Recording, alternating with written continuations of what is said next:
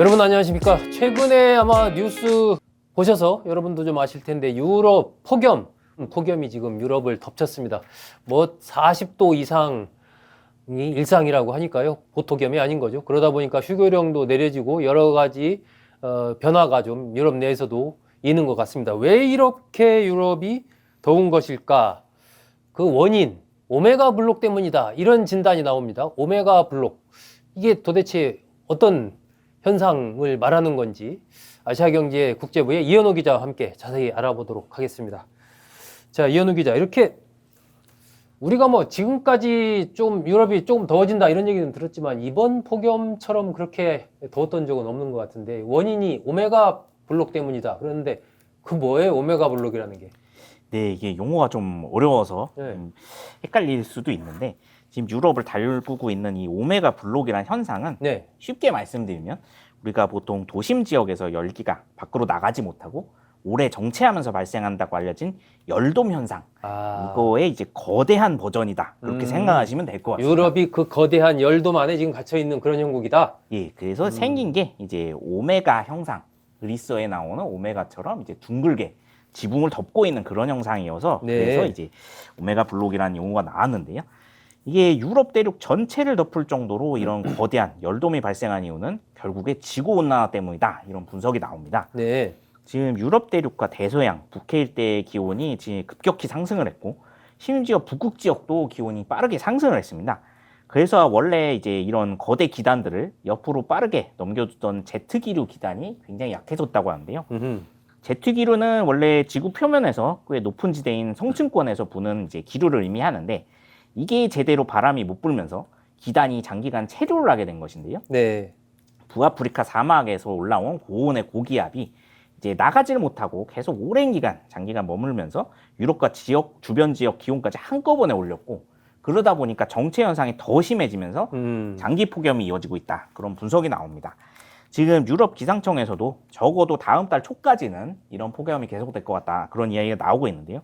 주로 프랑스가 지금 가장 큰 피해를 입은 걸로 알려졌고 영국, 독일, 스페인, 이탈리아, 뭐 유럽 대부분 지역들에서 지금까지 뭐 폭염 피해로 50명 이상 사망했다. 그런 이야기가 나옵니다.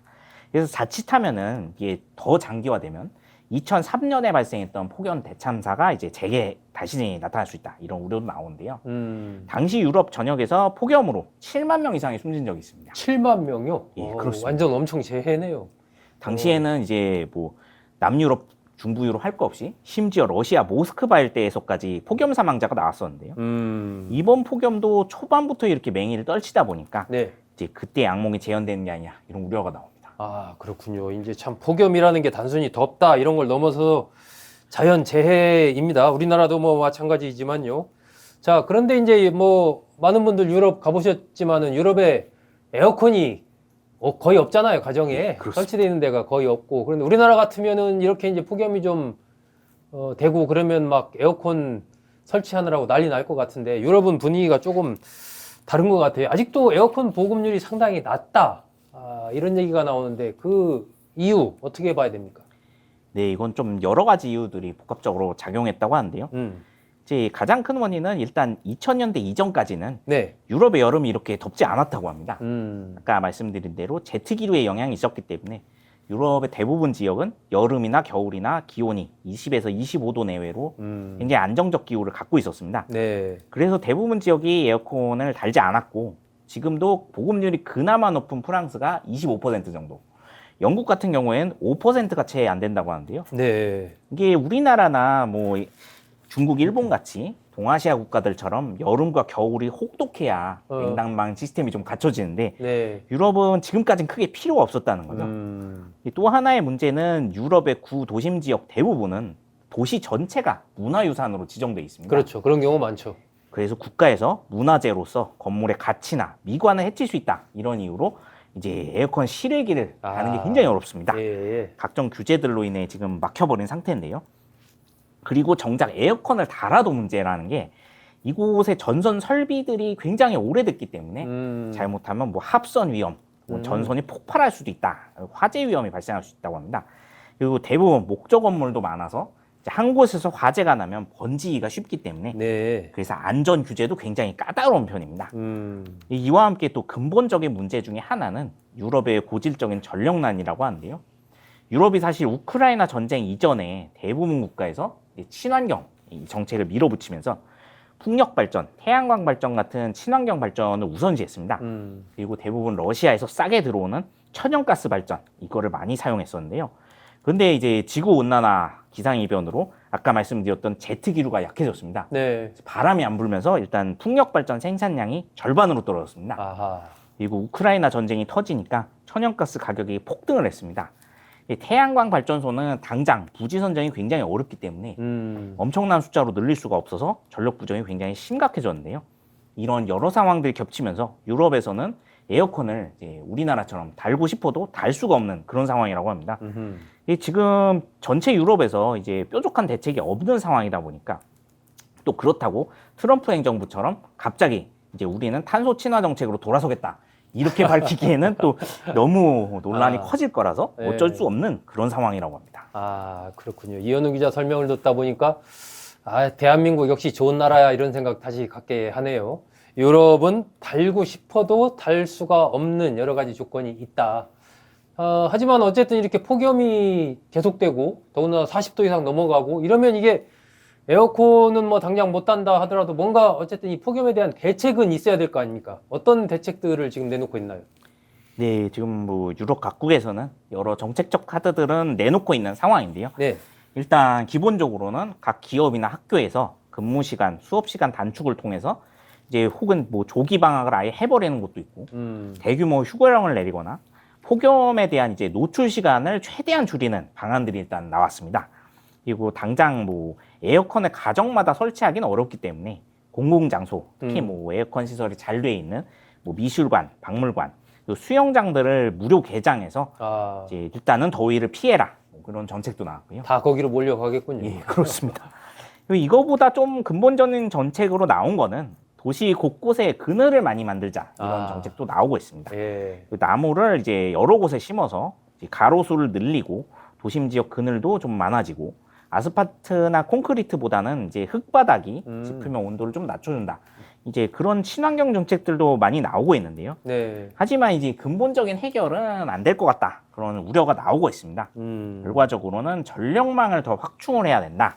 그래서 이제 지금 원전을 추가로 많이 짓겠다는 나라들이 나오고 있는데 네. 결국에 이거 하나를 짓는데도 이제 적어도 10년 정도 걸릴 것이기 때문에 당장 전력 수급에는 도움이 되기 어려울 것으로 예상이 되고 있고요. 결국엔 우크라이나 전쟁이 일단 종료가 돼서 러시아산 천연가스가 빨리 가격이 내려가야 근본적 대책이 마련될 것 같다. 그런 분석이 나옵니다. 결국은 또 이것도 전쟁의 종결과 밀접한 관련이 있다는 얘기네요. 우리나라도 사실 뭐 지구온난화 문제 남의 일이 아니잖아요. 여러 가지로 우리도 지금 굉장히 더위가 폭염이 오는 그런 상황이고 유럽의 경우는 어쨌든 폭염 앞으로 우리도 그렇지만 폭염이 더 심해지면 심해졌지 내려갈 것 같지는 않다라는 게 대체적인 전망인 것 같은데 앞으로는 어떻게 될 것 같습니까? 네, 지금 전 세계 각국에서도 굉장히 우려하는 점인데요. 또 무엇보다 이제 미국이 트럼프 행정부로 전환이 된 이후에 완전히 탈탄소 정책에서 발을 빼게 되면서 네. 아마 상황이 더 어려워지지 않을까 그런 우려가 나오고 있습니다. 지금 트럼프 대통령 재선 이후에 미국이 기후협정에서 완전히 탈퇴를 해버렸는데요. 네.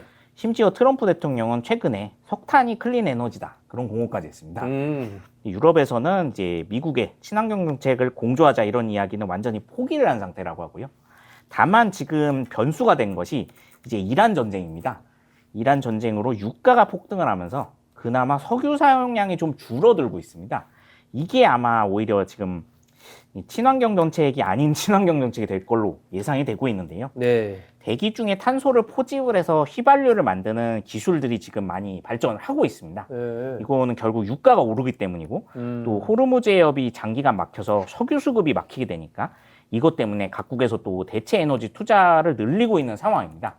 그런데 그럼에도 불구하고 결국엔 탄소 배출을 아무리 줄여도 결국에는 이건 기온 상승을 늦춘다는 거지 기온 상승을 완전히 막을 수는 없기 때문에 네. 가장 현실적인 대안은 원전을 많이 지어야 된다 이런 이야기가 나오는데요. 원전을 많이 지어야 된다.